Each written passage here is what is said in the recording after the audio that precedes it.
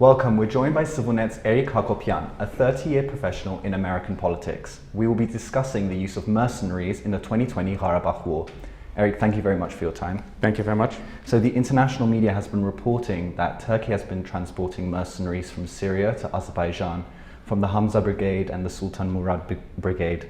Turkey had already been channeling Syrian rebels to Libya to fight against the Tobruk-based government of General Haftar. Why is Turkey using this tactic? And can you explain the history of this tactic? Well, I mean, there's an element of this which is what I call Iran envy, because for many years Iran was the country that had these proxy armies. But I think there's dramatic differences here because the Iranian proxy armies were far more organic in the sense that they used Shia groups that they had long relationships with, political relationships with, and for the most part, up until recently, until the Syrian war, almost all of these people were used within the country that they were, whether it was Hezbollah or different factions in Baghdad. I think the Turkish version of this is really, even though they want to become the Iranian version of it, as far as the ability to reach by using these proxies, it's sort of like more of the terrorist version of the French Foreign Legion than anything.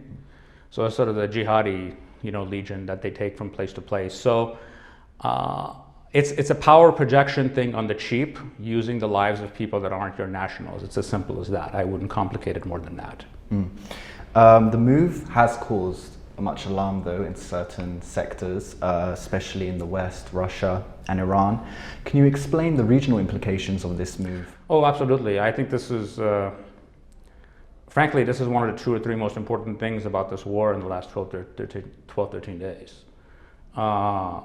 Because to a great extent, many of the outside powers really didn't care and still don't care about this fight. But the jihadists raise a red flag. The Iranians have spent treasure, blood, and money going to Syria to fight these exact people. The Russians in the joint efforts have done the same. They've spent less blood but just as much treasure fighting these people. In fact, one of the motivations for the Russians to engage in Syria in a significant way was not necessarily to save Bashar al-Assad. That was far more of the Iranian reason for interfering. But the Russians are very sensitive about the jihadists and the implications and the things that they've done in Chechnya, Dagestan, and different places. So for the Russians to have these jihadists brought under their nose when they can literally be in Dagestan in less than a day is quite alarming and quite problematic, and the Iranians have absolutely no use for these people, and they've spent years fighting them in Iraq and Syria. So I think that, and this does not even include the alarm in the West, because these people the jihadists are bad news wherever they go. Nothing good comes out of the presence of these people in any country that they've been. So it exchanged the arc of instability to a part of the world that already has enough instability. Some of them have compared these circumstances to the 1973 Yom Kippur War or the Arab-Israeli War. What do you think about this comparison? I think, well, it's too soon to say, but I think the analogies have their limits. I mean, in that analogy, Armenia plays Israel, and Azerbaijan plays Egypt. There's significant differences there. Israel had the full backing of the world's leading superpower. Armenia is very much alone in many ways. It's relying on its own resources. And I think there's I think the bigger difference, frankly, is in between let's say this war ends today in some kind of a stalemate in which neither side wins, which in public perception would be a defeat for Azerbaijan. And if that is to trigger some kind of a peace negotiations that will hopefully end this conflict once and for all. From what I see, the Azeri leadership is not Anwar Sadat. Anwar Sadat's family did not own half of Egypt. Egypt was a country and a civilization that went back 5,000 years and a political culture that was far bigger than a single person. And I'm going to say something, and I want to be very clear about this. I don't want to denigrate the Azeri people, their culture, or their history, because they have a self-identity, no matter what people think or how long it's been.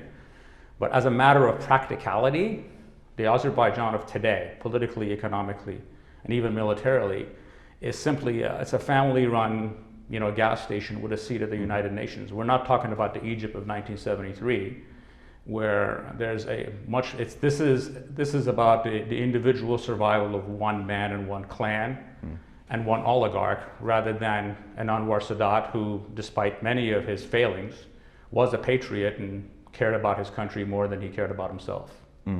Well, continuing on from that, what does this say about Azerbaijani forces if there's such a significant use of foreign fighters? There's this, during World War II, the SS created these armies from all of these Soviet countries, and they especially liked to use the Muslim ones because they didn't trust the Christian ones. And Himmler was asked about this. And what do you think of these people? And his response was, every time one of them dies, no German mother cries. So I think we're not military experts, so I don't know what the impact of these people has been on the war. But if you look at the imagery and the videos and things that have come out, it's more like they're used as cannon fodder to keep their casualties low. As far as what particular impact they've had, it's hard to judge.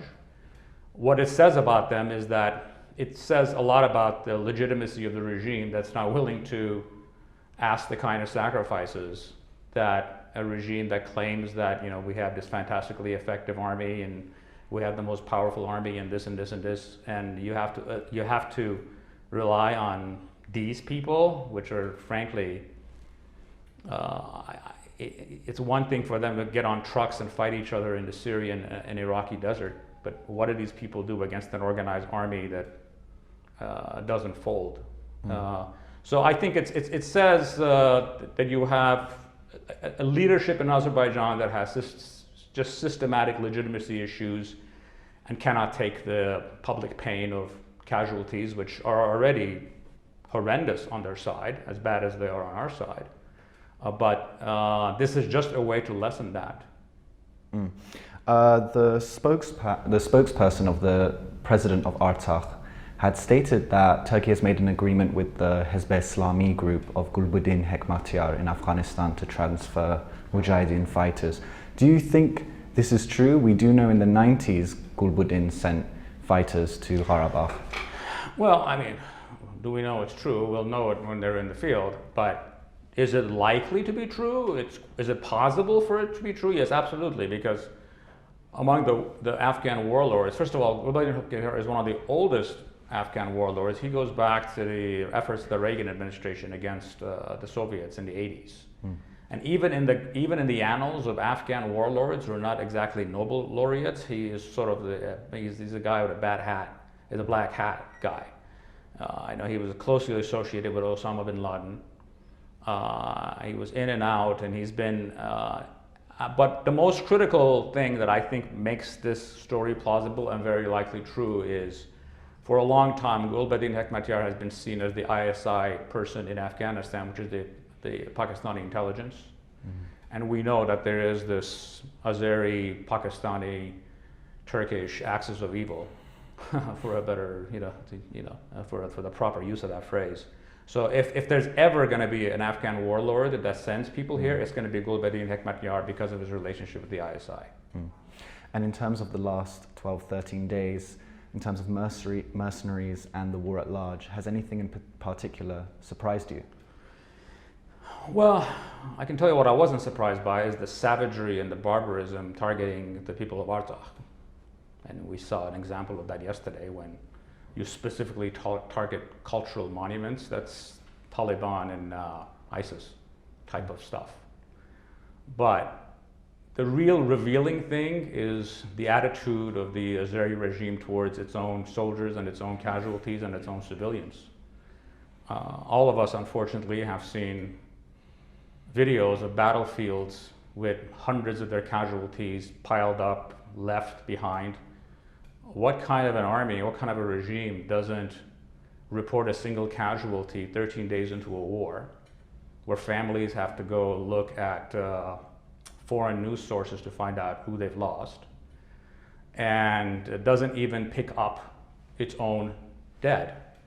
That to me is, you know more about this regime by actions like that than anything else. And we have also learned that they've disabled the dejection seats for their pilots, so they can't get out, so that they won't ditch their planes. And it cost $1 million to train a pilot, and there's not much point in wasting those lives. It's the way they have treated their own is all you need to know about these people. And this is a regime that